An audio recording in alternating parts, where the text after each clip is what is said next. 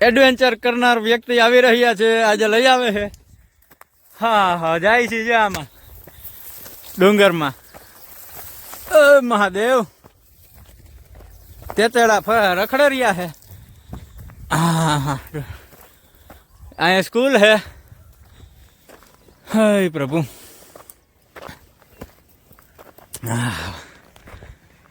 ચડતા રહેવાય હો કોક દીક ડુંગર. આજ મહાદેવ દેખાણા. અરે અહીં લગી ચડા ભાઈ, ચડી તો જાય. જોરિયા મહાદેવ. હા, જય ભોળાનાથ. હે પ્રભુ ભોળાનાથ.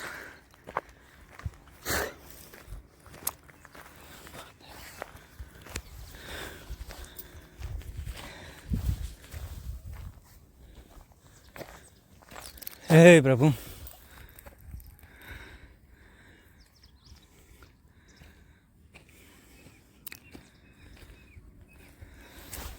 હાલો તો પેલા દર્શન કરી લઈએ. મહાદેવ મહાદેવ. તો હર હર મહાદેવ. દર્શન કરી લીધા. જા ભાઈ શ્રી અત્યારે ઘંટિયા ડુંગરની મોજ લઈ રહ્યા છે. અમે ભાયોદરથી ઉપલેટા અઠવાડિયામાં 2 થી 3 વખત જતા આવી છીએ.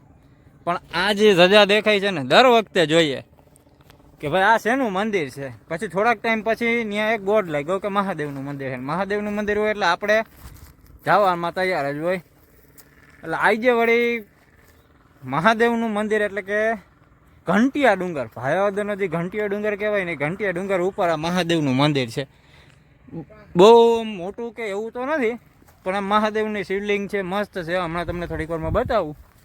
જાતા હતા અમે કાળેશ્વર માછલીઓને લોટને મમરાને ખવડાવ્યું. અને પછી એમ થયું કે હવે કેટલા ટાઈમથી આ મંદિર જોઈએ છીએ, ધજા જોઈએ છીએ, તો આપણે જઈએ. શું છે કેમ છે. તો આખો ઘંટિયો ડુંગર ગાડી ચડાવી, અડધા લગી ચડી, પોણા લગી સોરી, પછી હાલીને ચડ્યા. પણ આ જે નજારો છે અત્યારે તો અહીંયા શું કહેવાય, જંગલ હોય એટલે બાવેડા તો હોય જ. હા હા, અને હાફે પૂરેપૂરો ચડી ગયો છે. જય લે મહાદેવ.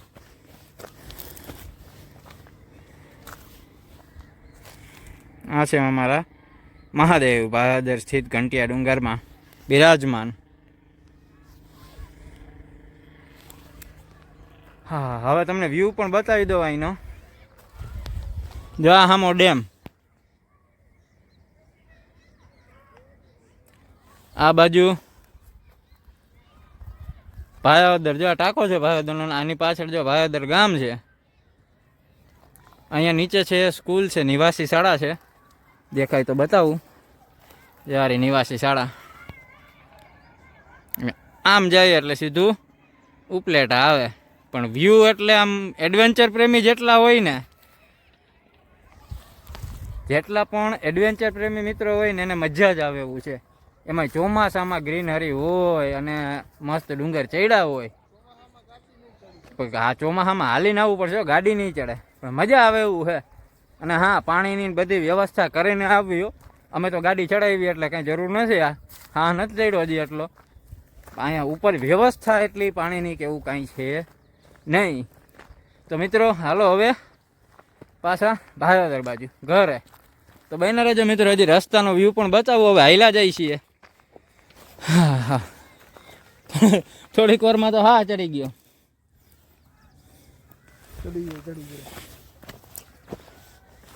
હવે ગાડી અમારી હજી કંઈક 200 મીટર સેટી છે. હા, જંગલની પૂરેપૂરી મજા. જો જવું એનીથી વ્યૂ તમને ક્યાંથી. અમે બારગામમાં ડુંગરનો વ્યૂ ગોતતા હોય અને આ ઘર આંગણે વ્યૂ છે. હજી લગભગ ઘણા ભાયાવદરના વ્યક્તિઓએ આ વ્યૂ નહીં જોયો હોય. તો હવે આ વિડીયો જે પણ જોતા હોય ને, આ વિડીયો જોયા પછી હે ને, આ મસ્ત જગ્યા છે, વ્યૂ જોવા પહોંચી જાજો. મજા જ આવે એવું છે. પણ એને શું કહેવાય, એડવેન્ચર કરવું હોય તો. બાકી નથી મજા આવે એવું. જો ગાડીમાં છે પાર્ક. એટલે 300 કે 400 મીટર જેવું છે ને હાલવાનું રહે. બાકી તો જા જંગલમાં થઈ બાવેડાના આવવાનું હે. જા ભાઈ, ધીરે ધીરે અમારો સામાન ભાઈ હાઈલો જાય છે. આમાં બ્રેક ન લાગે ને તો સીધા ગોથલિયા ખાતા હેઠા પૂગી તો જાય જ જોકે નીચે, પણ બે હાડકા ભાંગે ખરી. પછી તમે કેટલા જાજા ભાંગે કંઈ નક્કી ના કહેવાય. જો એડવેન્ચર કરે ધીરે હો ભાઈ, તારો વજન જાજો હે પાછો. જો ત્રાણો હાલો જો. આમ ધીરે ધીરે પાપા પગલી કરીને હાલતું થઈ જવાનું હોય. બ્રેક ચાર એ વાત સાચી ભાઈ થી બ્રેક ન લાગે ને જો ધીરે ધીરે આવે. આવ સાવન ધીરે ધીરે. હાલો તો હું થોડોક આગળ વયો જાઉં તા.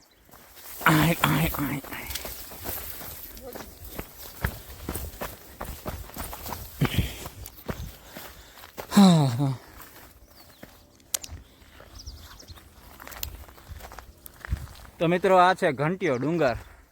ઘંટીયો ડુંગર તો એટલે નામ પડ્યું કે વડવાઓને પૂછતા, પપ્પાને એને પૂછતા એમ કહેતા કે અહીંથી આપણે જે લોટ દળવાની જે ઘંટી હોય ને એના પથ્થર નીકળતા, એટલે એનું નામ ઘંટીયો ડુંગર પડ્યું છે. ને હવે જઈએ છીએ જ્યાં રોડ છે, નાની નાની હાકડી કેડી છે, હાઈલા જઈએ છીએ.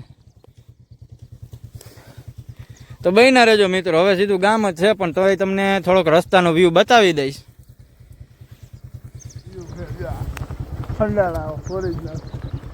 જો હવે ધીરે ધીરે ગાડી ઉતારી છે.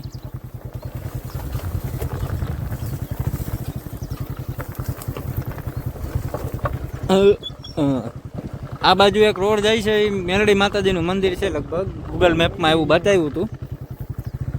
હવે આમ જાય છે, જ્યાં ડેમનો વ્યૂ કેમ આવે પણ અહીંથી ને મજા જ એવા રાખે. ભાયોદર મોજ ડેમ.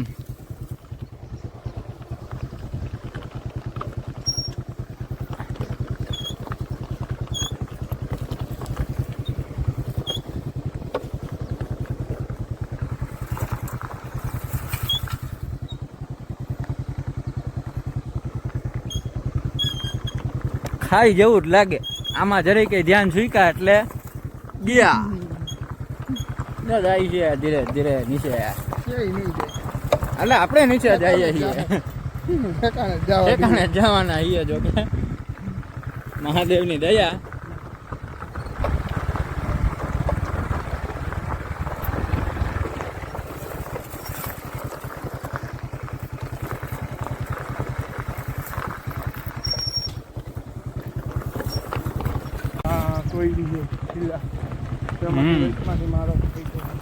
શિલા તોડીને પછી નીકળો એટલે પેલા શું કહેવાય કે એટલે ડુંગર માંથી ને પાણા કાઢ લીધા હોય ઘંટી હાટું થઈને, એટલે આપણો મારાગી મહાદેવ પાસે જવાનો મોકરો કરી દીધો છે વડવાઓ એ. હવે આપણે ધીરે ધીરે પડ્યા જાય છીએ.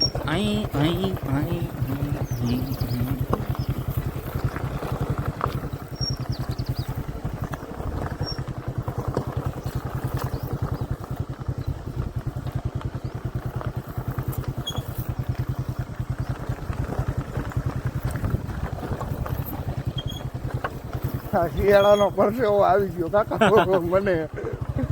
શિયાળામાં પરસેવો ઓરવી દીધો ગાડી ઉતારવામાં ચલાવવામાં. એક વખત તો આખા ડુંગર અમે ચક્કર માર લીધો, રસ્તો નહોતો જઈડો. ઈજા આની વાકે આજે કહેવાય ને ઘેટાનું ઊન, ઊન કાઢેલું પિંજે શું કહેવાય, પિંજેલું કહેવાય, શું કહેવાય, ઊન ઉતાર્યું કહેવાય. હા, આપણે પાછી આમાં જાજી બહુ ખબર ના પડે, એટલે એ હતું કાઢેલું. એટલે આપણે એમ કે ત્યાંથી જવાતું નહીં હોય, રસ્તો હકીકત ત્યાંથી ન જતો. તો હાલો, હા આજે નક્કી જ કરી લીધું હતું કે મહાદેવ પાસે જવું એટલે જવું, પછી ભલે આખો ડુંગર ચડીને જવું પડે. હા ધીરે ધીરે નીકળીએ છીએ બાઈને. હવે રોડ આવી ગયો હે.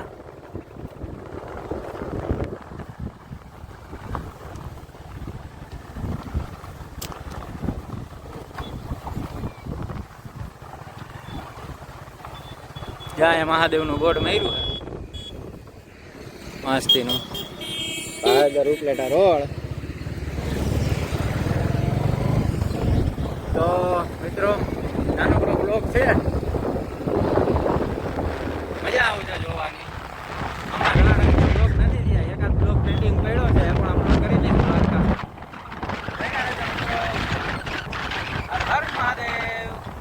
જાય છીએ હવે ઘર બાજુ.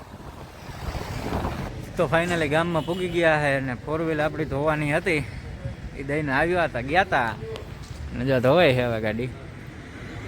હવે લગભગ તૈયારી થઈ ગઈ છે, સાફ કમ્પ્લીટ થઈ ગઈ છે.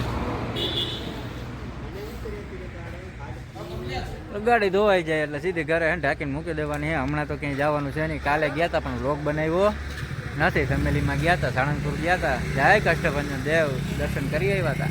રાતે મોડા પૂરી ગયા હતા. સાંજની આરતી તો થઈ ગઈ હતી પણ પછી દર્શન કરી રાતે તરત નીકળી ગયા હતા. તો હાલો હવે ગાડી ધોવાઈ જાય એટલે ઘરે મસ્ત રાખીને પૂરી દઈએ. અત્યારે તો શું કહેવાય બાઈને જ રાખવી પડે એટલે રાખવી પડે. તો બહેના રહેજો મિત્રો. હર હર મહાદેવ. વ્લોગ ગમ્યો હોય તો લાઈક કરજો, શેર કરજો, સબસ્ક્રાઈબ કરજો. હર હર મહાદેવ.